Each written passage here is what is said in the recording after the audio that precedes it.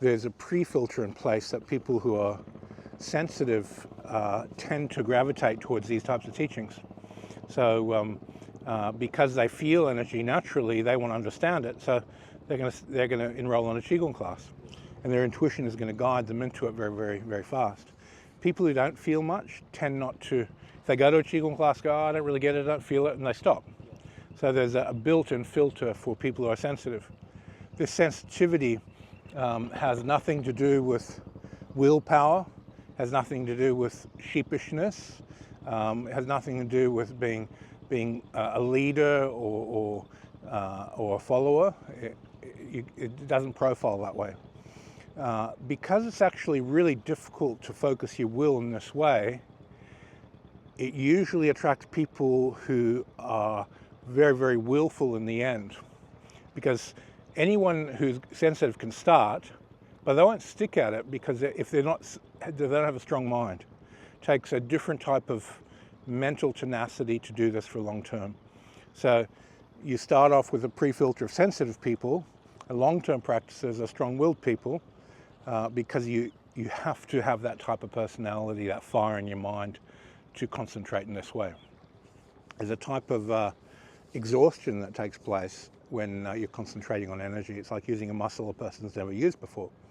And people have to have a certain type of will to get past that and keep moving forward.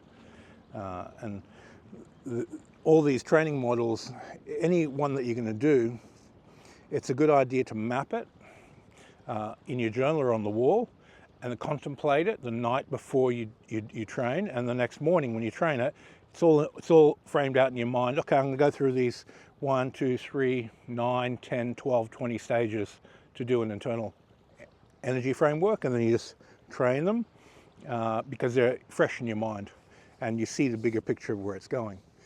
Seeing that map and that bigger picture changes the way you train each exercise. So when we're doing the release of our partner's base and they're putting tension on us to start with and we're emptying out, because you know you've got to create a big space in the next exercise and you've got to put information into that, energize it, and then empty it, the way you do the first exercise changes because you know what 3, 4, and 5 is. You know, if all those latter stages are clear, your first stage is being built to work for the second and the third. If that wasn't clear enough, the training time it takes you to get the final result is way too long. So you've got to create a self-fulfilling prophecy in every exercise for the next step to work. And that applies to any meditation system. If you look at Franz Barden's system, for instance, if you have a goal in mind when you start the initiation text, let's say you want to be a better tennis player, the way you do your mindfulness training is very strongly related to the game of tennis. Every exercise you do will be, every visualization, every bit of energy work, every mechanic, it's all based on getting good at that one thing.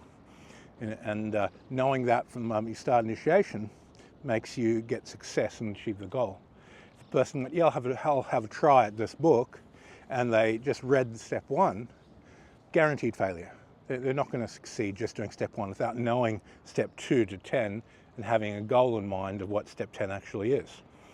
They can't get anywhere with it because it's not, there's this type of refractive principle that in the microcosm of one action is the macrocosm of the final result. And they have to match up from the beginning. So you have to contemplate the objective in the end to do the first exercise properly. And any internal system, you have to understand how every exercise works, what the objective is, where you're going with it, and why you're doing it. So if we look at the elastic force system, the reason why you're doing it is first to develop skills of releasing time, to develop skills of releasing space. So when you slow the breath down, slow the energy down, your mind deepens, you get more energy awareness. When you release space, the consciousness defabricates. You increase mindfulness and awareness what you're doing. You can look at your process. And that infinity underneath that presents itself. So the fabric of consciousness becomes more obvious. The divinity of consciousness presents itself, and that's the objective of the whole system. It's incidental that we're doing all these intrinsic energies and bouncing and the building fascia. That's just a tool for defabricating the mind, getting awareness of infinity and what goes along with that. So that's the goal. And when you train everything with that in mind from the beginning, that every exercise you want to be slowing everything down and releasing space, automatically you're building a platform for that type of awareness to rise. So whatever system you're training, be very aware what the final goals are, because it changes every step along the way. Anyway, jump back in the exercise. Thanks.